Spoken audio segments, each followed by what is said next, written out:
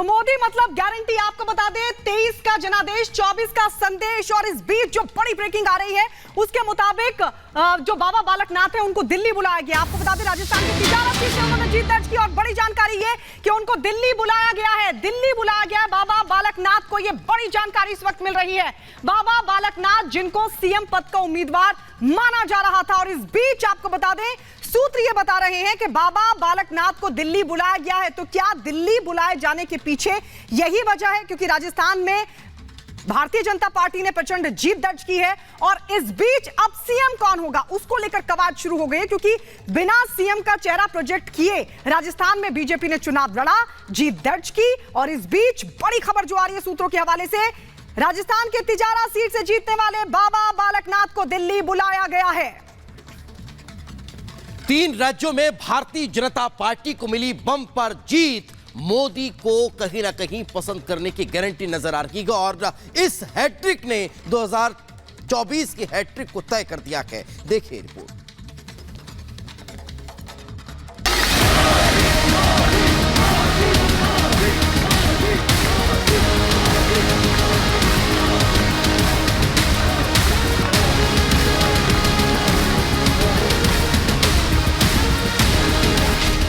महाविजय को भी जो विनम्रता से स्वीकार करे वो होता है दमदार विजेता।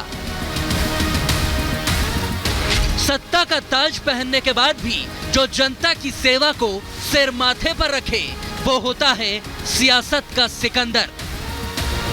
देश देख रहा है एक अकेला कितनों को भारी पड़ रहा है।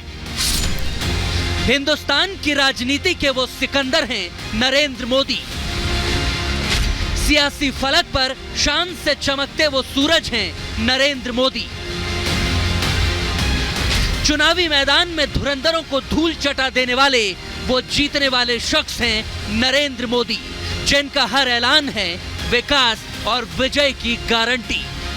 आपसे जो वायदा बीजेपी ने किए हैं वो 100% पूरे किए जाएंगे, और ये मोदी की गारंटी है।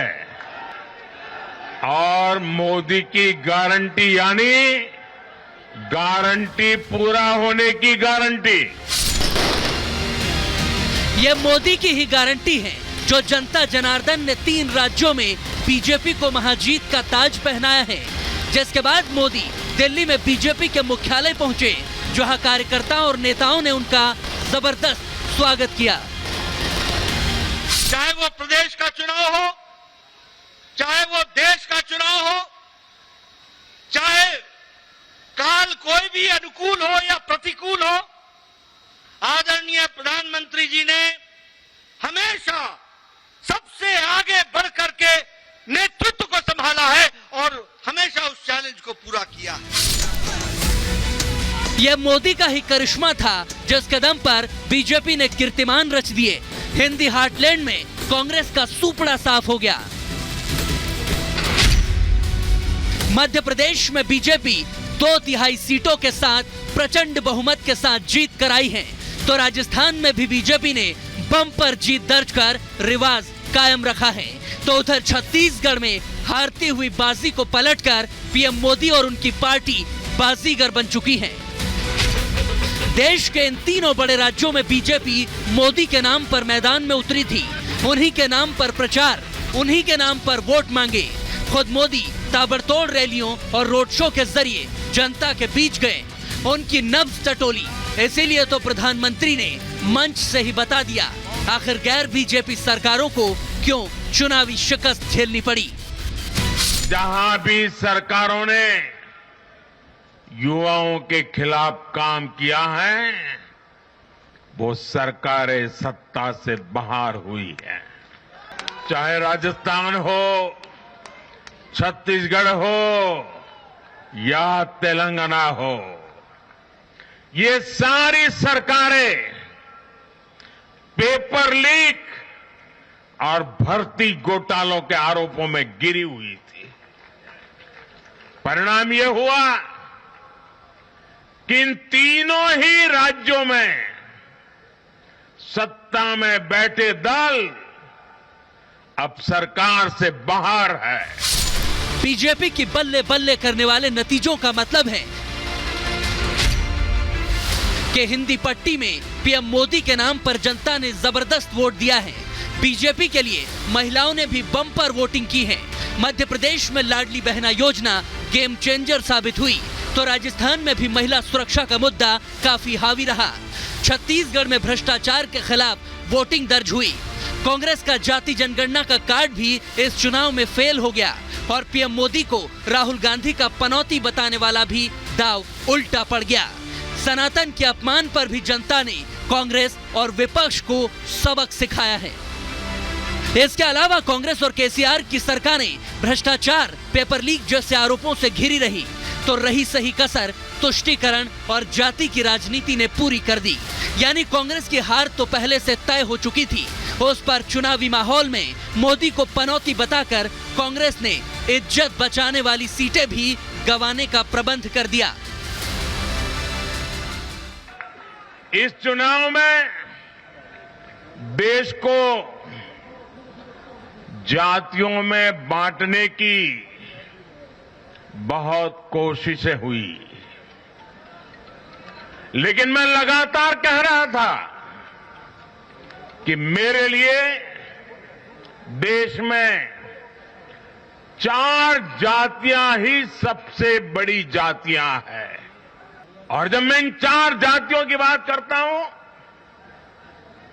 हमारी नारी शक्ति, हमारी युवा शक्ति, हमारे किसान और हमारे गरीब परिवार, देश की जनता का दिल जीतने के लिए राष्ट्र सेवा का जज्बा होना चाहिए। और घमंडिया गठबंधन में रत्ती भर भी वो नजर नहीं आता है। गाली गलौज, निराशा, नेगेटिविटी, ये घमंडिया गठबंधन को मीडिया की हेडलाइन जरूर दे सकती है, लेकिन जनता के दिल में स्थान नहीं दिला सकती। मोदी को गाली देंगे, सनातन का अपमान करेंगे, सेना और संस्थाओं पर सवाल उठाएंगे, फिर वोट मांगने जाएंगे, तो क्या जनता को मालूम नहीं है कि ऐसे नेताओं को आखिर कैसे सबक सिखाना है? विकास, विजन और विश्वसनीयता, ये तीनों का मिश्रण है नरेंद्र मोदी। ऐसे में लोग मोदी को वोट क्यों न दें?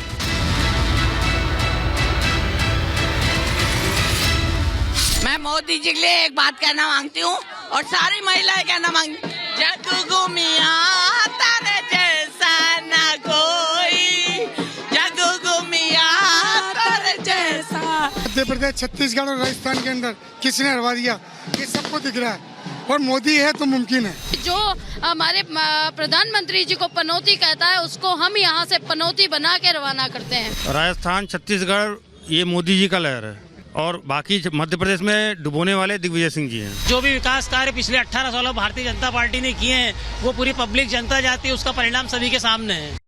जनता के इसी भरोसे ने मोदी को ब्रांड मोदी बनाया है, और ब्रांड मोदी भी अपने परिवारजनों को निराश नहीं करते, क्योंकि वो सुशासन की राजनीति में विश्वास करते हैं।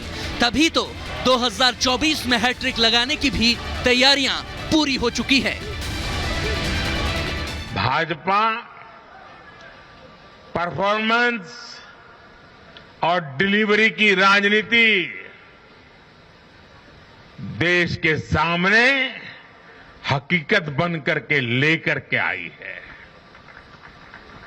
भारत का मतदाता जानता है कि स्वार्थ क्या है, जनहित और राष्ट्रहित क्या है। दूध का और पानी का भेद देश जानता है। जब भारत आगे बढ़ता है तो राज्य आगे बढ़ता है, हर परिवार का जीवन बेहतर होता है।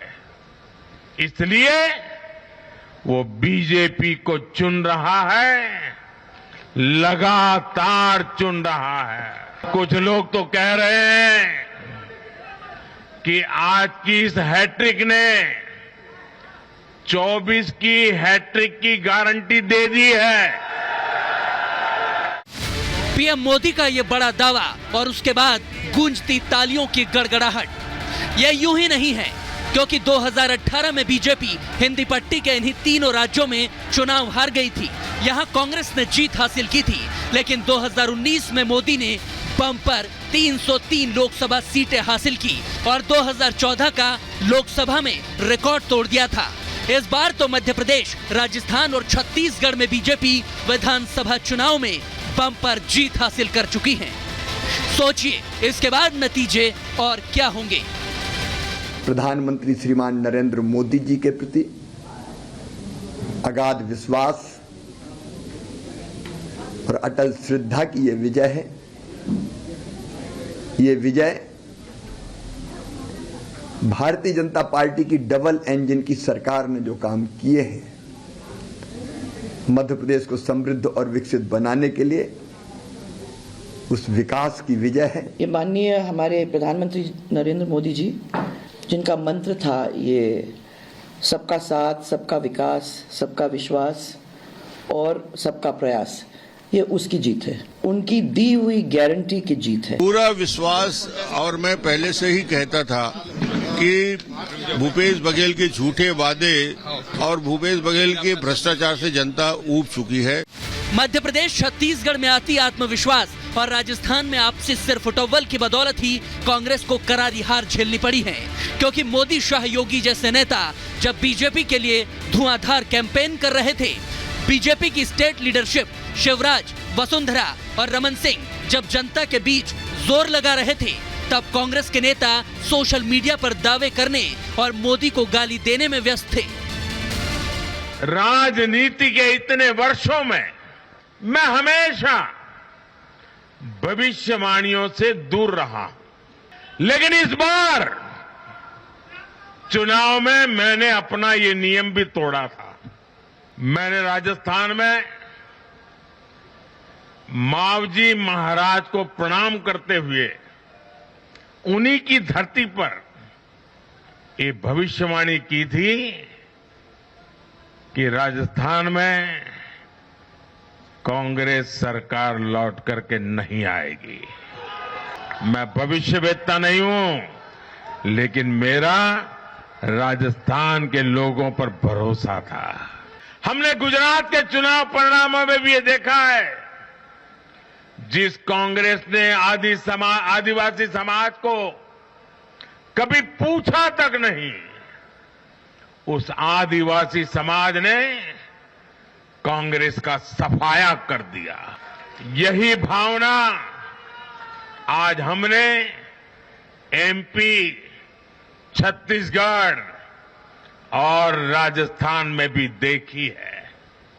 इन राज्यों की आदिवासी अंचल की सीटों पर कांग्रेस का सुपड़ा साफ हो गया है।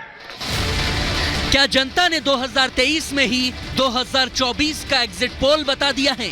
क्या मोदी के दम पर 2024 में बीजेपी 400 पार कर जाएगी? हम पार्टी को हर प्रदेश में सशक्त करेंगे। आज के परिणाम हम सबके लिए सुखद हैं, लेकिन साथ ही 2024 में जीत का संकेत है। जनता भी चाहती थी कि डबल इंजन की सरकार बने, तो जनता ने मोहर लगाई है डबल इंजन की सरकार पर, मोदी जी पर, और मोदी जी पर विश्वास व्यक्त किया है। 24 में अभी देर है, लेकिन ये जीत की रणभेरी बच चुकी है। हालांकि पीएम मोदी ने बता दिया कि इन तीनों राज्यों में सिर्फ बीजेपी नहीं, बल्कि जनता की जीत हुई है। मोदी जोड़ने वाली राजनीति का दावा करते हैं, तो कांग्रेस जातियों में बांटने का फॉर्मूला लेकर आई, जिसे जनता ने पूरी तरह से नकार दिया। दक्षिण के तेलंगाना को जीतकर कांग्रेस थोड़ा संतोष कर भी ले, लेकिन हिंदी पट्टी में वो अपनी राजनीति को रसातल में ले जा चुकी हैं। कुछ बचा हो तो जनता की बात कांग्रेस के नेता सुन लें, वरना मोदी से टकराना यानी हार का ठप्पा लगवाना, इसकी तस्दीक खुद पीएम मोदी पहले भी कर चुके हैं। भाजपा की सच्ची गारंटी के आगे कांग्रेस के झूठे वायदे कहीं टिक नहीं पाएंगे। इसलिए आज पूरा राजस्थान कह रहा है 3 दिसंबर कांग्रेस छूमंतर। Bureau report, Republic Bharat.